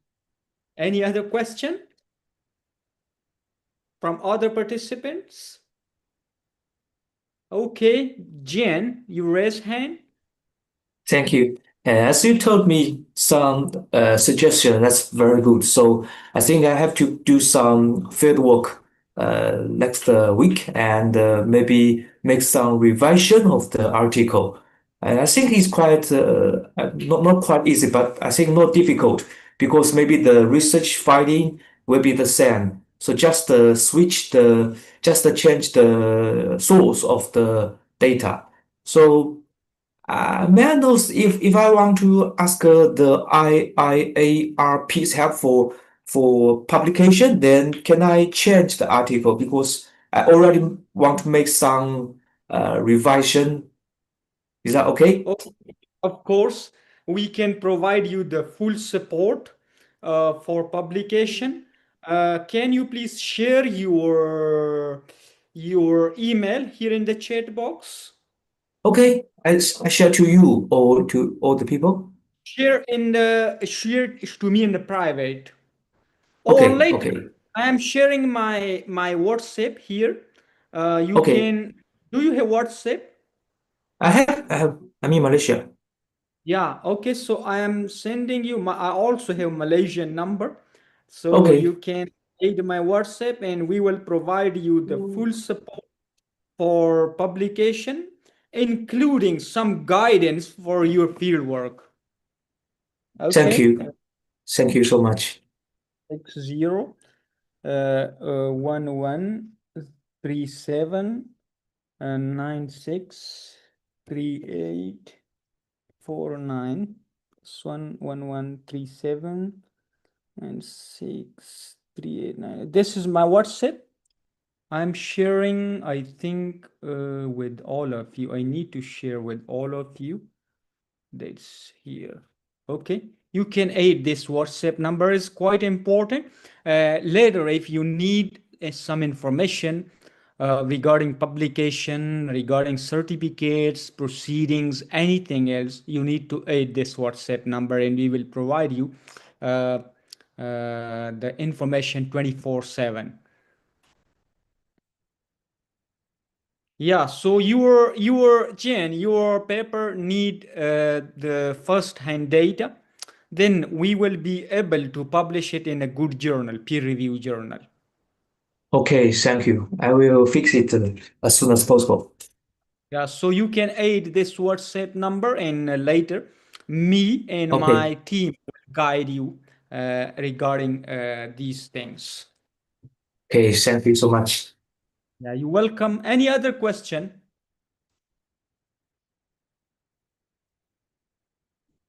Okay, so if no question, can I take a group photo with your smiley faces? Please open your cameras. Everyone, please open your cameras. Thank you so much, and be ready with the good smiley faces. Cheese. 1, 2, 3. Thank you. That's I taken the screenshot of the group screen, so that's very good. And yeah, so let me conclude this session. And I really enjoyed this session with all of you. It was really great experience with all of you. Thank you so much once again for participating in this session.